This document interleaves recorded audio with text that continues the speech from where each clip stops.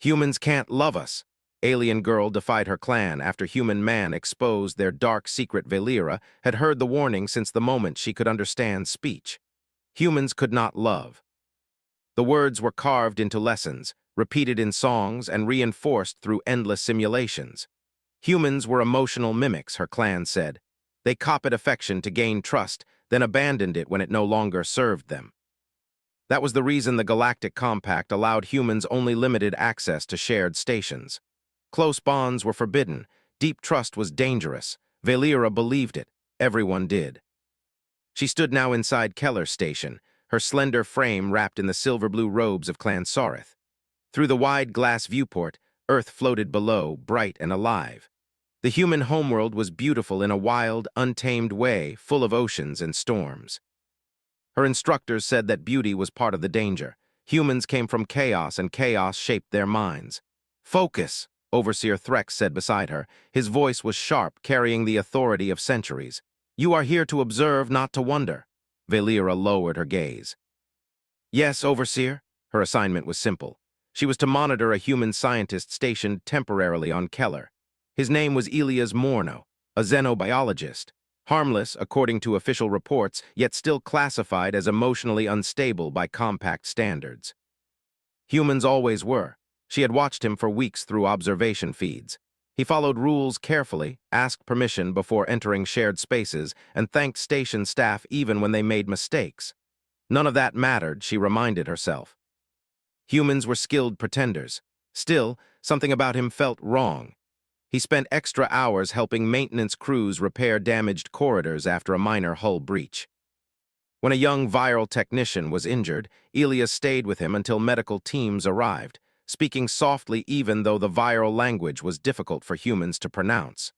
Valera had replayed that footage more than once. That was not manipulation. It was care. Her bioluminescent markings pulsed faintly, betraying her thoughts. Threx noticed. "Your reaction patterns are irregular," he said. "You are allowing proximity exposure." "I am within acceptable limits," Valera replied quickly. Threx studied her for a long moment. "Remember what humans are. They form attachments easily, but those attachments decay just as fast. They will choose themselves in the end." Valera nodded, but doubt had already taken root. The first time she spoke to Elias was not planned. A power failure struck the lower research ring, sealing bulkheads without warning. Emergency lights flashed red as Valera found herself trapped inside a narrow corridor. Moments later, footsteps echoed from the other side. A human voice followed. "Hello, anyone there?" She froze. Direct interaction was restricted unless authorized. "I can hear someone breathing," the voice continued. "I'm not armed, I just want to make sure you're okay." Against her training, Valera answered, "I am unharmed." The door slid open slowly as backup power restored minimal systems. Elias stood there, hands visible, eyes tired but calm. "Good," he said. "Power failures make this place feel smaller than it already is." She studied him closely. His posture showed no threat signals. No dominance display, just relief. "You are not afraid?" she asked before she could stop herself. Elias hesitated, then smiled faintly. "I am, I just don't think being afraid means running away every time." That answer stayed with her long after the lights returned. From then on, she began to notice things she had ignored before. Elias brought small plants from Earth and tried to grow them in station soil, even though success rates were low. When one withered, he apologized to it under his breath. He kept personal messages from home stored on an old data slate, replaying them during long nights. Humans bonded to memories as much as people. The clan doctrine said humans abandoned bonds when they hurt. Yet Elias carried his pain openly, like something fragile he refused to discard. Valera accessed public human records, then restricted ones. She learned about human families, their rituals, their stories of sacrifice. She learned about love not as a weakness, but as a force that drove humans to protect others at great cost. That was when she decided to look deeper. The clan archives were heavily guarded, layered with permissions that discouraged curiosity. Valera had never questioned them before, but now, alone in her quarters, she bypassed security seals she had been trained never to touch. What she found was not what she expected. Early records showed first contact reports describing humans as unusually cooperative. Emotional, yes, but also loyal beyond prediction. They stayed with allies long after treaties expired. They mourned non-human losses as if they were their own. Then the tone changed. Words like risk, instability, and contagion appeared. Entire sections were removed. Final summaries replaced detailed accounts. The conclusion was clear: humans were too influential. They made others question tradition. They weakened rigid hierarchies. They encouraged personal choice. Love was the problem. Valera's hands trembled as she closed the archive. Her entire life had been shaped by a lie designed to protect control, not safety. She sought Elias the next day in the hydroponics bay. He looked surprised but pleased to see her. "I wasn't sure you were allowed to come here," he said. "I am not," she replied honestly. He laughed softly, then stopped when he saw her expression. "Something wrong?" She told him everything, about the archives, about the lie, about the fear her people had hidden behind doctrine. Elias listened without interruption. When she finished, he sat down heavily on a crate, rubbing his face. "So that's why," he said quietly. "We always wondered why the rules felt personal." "You are not angry?" Valera asked. "I am," he said, "but anger doesn't fix things, truth does." They were not alone as long as they thought. Overseer Threx appeared on the bay monitors moments later, his voice echoing through the chamber. "Valera of Clan Sarith, you have violated containment protocols. Step away from the human immediately." Security drones descended from the ceiling. Elias stood instinctively between Valera and the machines. She felt fear surge through her, but also clarity. "All my life you told us humans cannot love," Valera said, her voice steady despite the danger. "But you never taught us what fear can do to those who rule." Threx's tone hardened. "You are compromised, emotional contamination detected. You will submit to recall and correction." "No," she said. It was the first time she had ever said that word to an overseer. Elias glanced at her, eyes wide. "Valera, you don't have to." "I do," she replied. Around them, station crews paused. Other species watched. Doubt spread like a ripple. Valera stepped forward, her markings glowing brighter than ever before. "Humans are not dangerous because they cannot love. They are dangerous because they can, and because love cannot be controlled." The drones hesitated. Somewhere deep within the station, alarms began to change tone, no longer signaling threat but conflict. And for the first time in her life, Valera felt something her clan had never prepared her for. Hope. The station did not fall into chaos right away. Instead, it went quiet. The drones hovered in the air, their weapons still charged, waiting for commands that did not come. Overseer Threx stared from the main display, his confidence cracking for the first time. Around the hydroponics bay, crew members from many species stood frozen, watching Valera and the human who stood beside her. Elias slowly lowered his hands, keeping his body between Valera and the machines. He did not shout or threaten, he simply stayed where he was. "Step aside, human," Threx ordered. "This matter does not concern you." Elias shook his head. "It does. Because whatever you do to her, you'll be doing because she told the truth." Valera felt her chest tighten. Humans were not supposed to do this. They were not supposed to risk themselves for someone outside their species. Every lesson she had learned said this moment should not exist, yet here it was. Threx turned his attention back to her. "You believe you understand truth," he said coldly, "but truth without control destroys civilizations." Valera took a slow breath. "No," she replied. "Lies do that, slowly." She activated her personal comm unit and uploaded the archive files she had discovered. She did not send them in secret. She sent them openly, across internal channels used by engineers, medics, traders, and visiting diplomats. Records of first contact. Reports that praised humans before fear rewrote history. Proof that love was never the danger. The station network struggled under the sudden flood of data. Threx shouted for containment, but it was too late. Too many eyes were already reading. Too many minds were already questioning. A senior Korlathi officer lowered his weapon. A viral medic stepped away from her post, staring at the screen in disbelief. Even some Sarith guards hesitated, their loyalty strained by facts they had never been allowed to see. Elias leaned closer to Valera. "Whatever happens next," he said quietly, "you won't face it alone." She looked at him. "You should leave, they will punish you." He gave a small, tired smile. "That wouldn't feel right." That was when the first drone powered down, then another.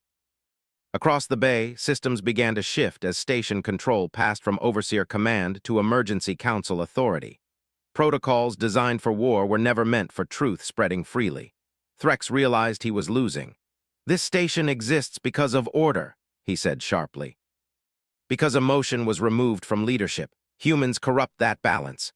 No, Valera said. They remind us we chose to forget it. Security finally moved, but not toward her. They moved toward the overseer's command node. Threx shouted in protest as his access was revoked. His image flickered, then vanished from the screens. The danger did not end that day. Messages arrived from other clans, from compact leadership, demanding explanations, threatening sanctions, calling the revelations fabricated. Valera was placed under protective custody. Elias was confined to quarters under guard, though many guards avoided meeting his eyes. The station existed in tension, balanced between collapse and rebirth. Valera spent long hours alone, replaying memories of her childhood, lessons spoken with certainty. Songs that warned of human closeness, faces of elders she once trusted. She wondered how many of them truly believed the lie and how many simply repeated it because it kept them safe. When she was finally allowed to see Elias again, he looked exhausted. "You started something big," he said. "I know," she replied. "I don't know if it will end well." "That's most important things," he said. Days passed, then weeks. More archives surfaced from other stations. Other species began to confirm similar manipulations in their own histories. Humans were not banned because they were unstable. They were limited because they were connective. They formed bridges too easily, and bridges weakened walls. A council was formed. For the first time, humans were allowed to speak without restriction. Elias was asked why humans bonded so deeply, even when it hurt. He answered simply, "Because pain doesn't erase meaning, it proves it existed." That answer spread farther than any speech. Valera stood beside him as observers, not leaders, watching something fragile take shape. Crews began sharing meals again. Mixed teams worked longer hours, not because they were ordered to, but because they cared about outcomes beyond themselves. There was resistance. There was fear. Some clans withdrew entirely. Others tried to reassert old power. Change was slow and uneven, but it did not stop. One evening, Valera and Elias stood once more by the observation ring. Earth turned below them, bright and full of motion. "My clan will exile me," Valera said softly. Elias nodded. "Mine might call me reckless." She looked at him. "Do you regret staying?" He thought for a moment. "No, I regret how long it took us to be honest with each other." Valera felt something settle inside her. Not certainty, not victory, but peace. The galaxy would not change overnight, but the lie was broken, and once broken, it could never fully be rebuilt. Humans were no longer kept at arm's length, not because they were harmless, but because they were understood. They loved, and in doing so, they reminded others how. And that was something no empire could erase again. Time did not heal the galaxy quickly. It tested it. After the truth spread, many systems entered a slow, painful change. Old laws were questioned. Old leaders lost power. Some accepted this. Others resisted with fear and anger.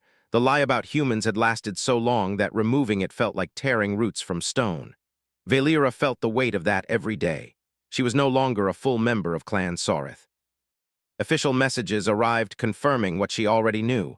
Her rank was removed. Her return was forbidden. She was labeled unstable, the same word once used for humans. The irony did not escape her. She now lived in a small section of Keller Station set aside for political refugees. It was quiet, filled with people who had chosen truth over comfort. Engineers, thinkers, even former officers sat together, unsure of the future but unwilling to step back. Elias visited often. He brought news from council meetings, updates from Earth, and small human habits that made the space feel less empty. Sometimes he brought food grown from his struggling plants. Sometimes he brought stories. Humans always carried stories. One day, a transmission arrived that changed everything. A distant border system had gone silent.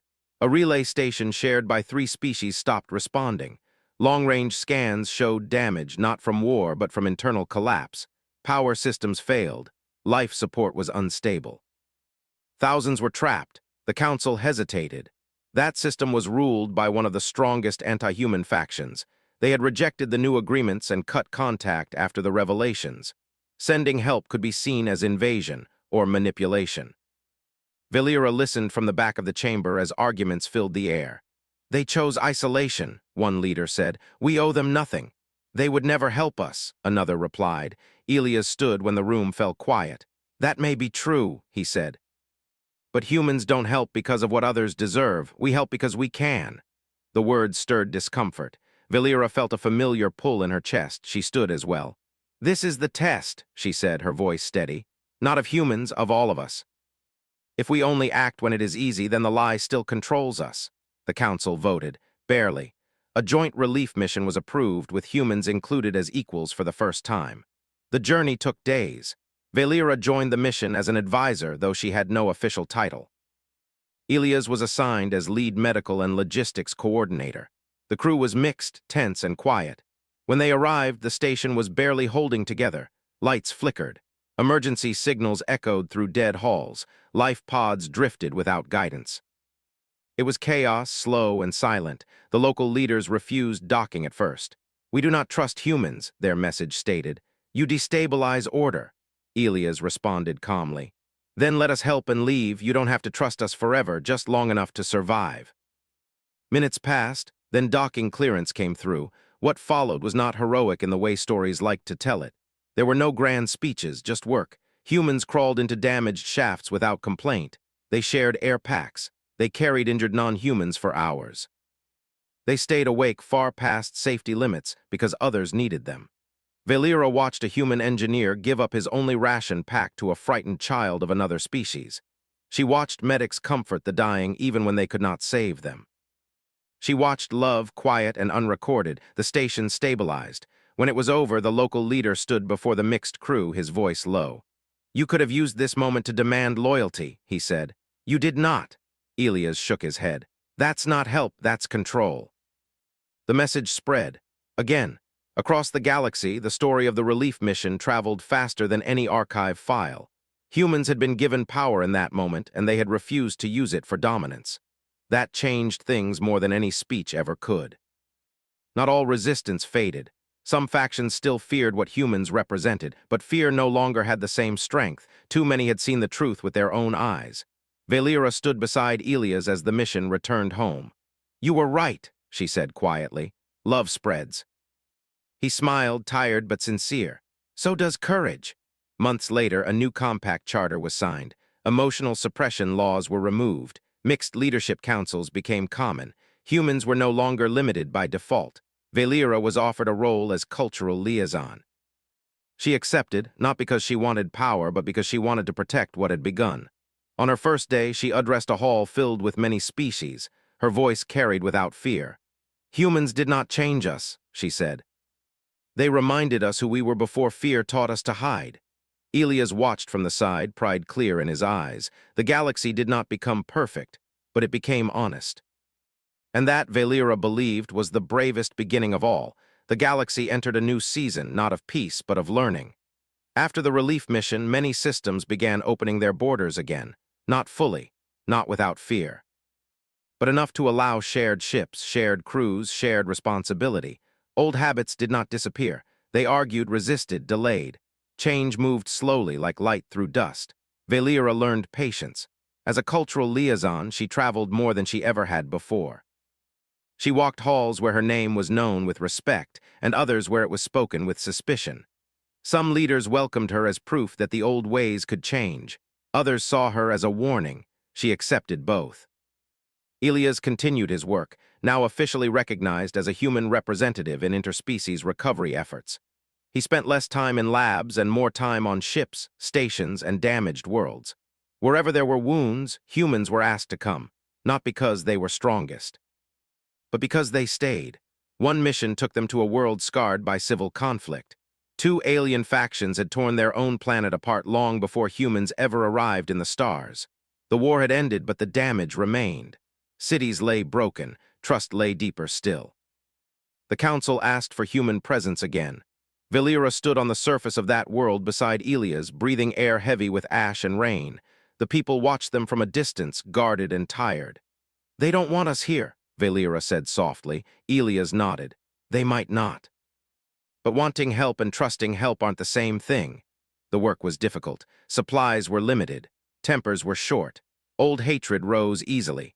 There were moments when Valera wondered if the galaxy had moved too fast, if truth alone was not enough. Then she saw a human sit down between two arguing elders and listen. Not to judge, not to command, just to hear them. Hours passed. The argument did not end that day, but it changed shape, less shouting, more silence. And in that silence, something fragile survived.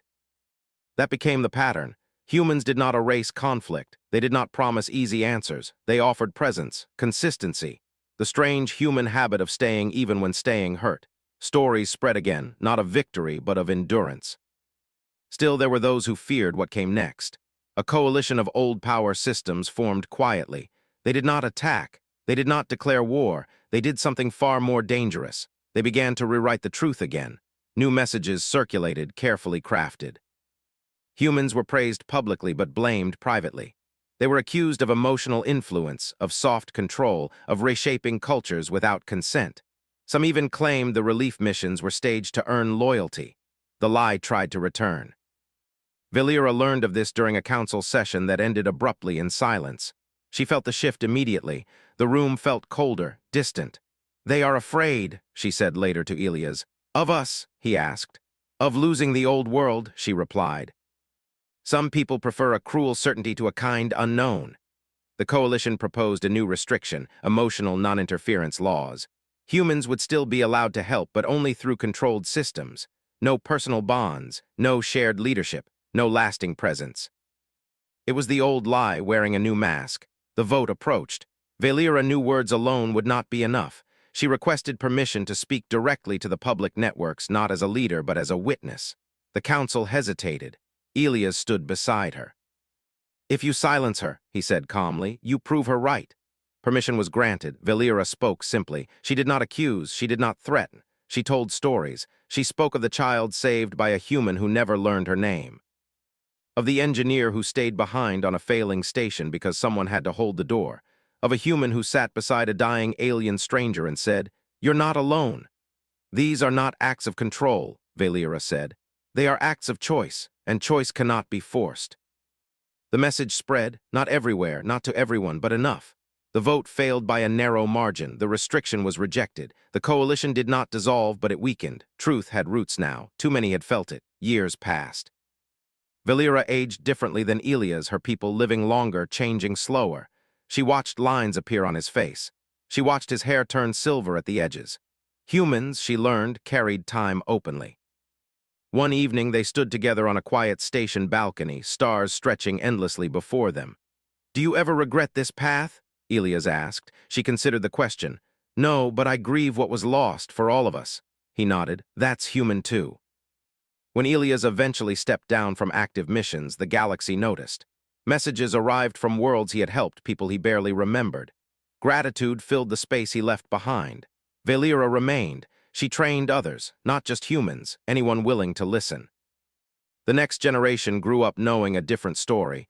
Not that humans were dangerous, not that love was weakness, but that connection carried responsibility. The galaxy did not become gentle, but it became brave. And when historians later tried to name the moment everything changed, they did not point to a battle or a treaty. They pointed to a choice. The choice to stay, the choice to care. The choice that proved once and for all that love was not the galaxy's greatest threat. It was its strongest defense.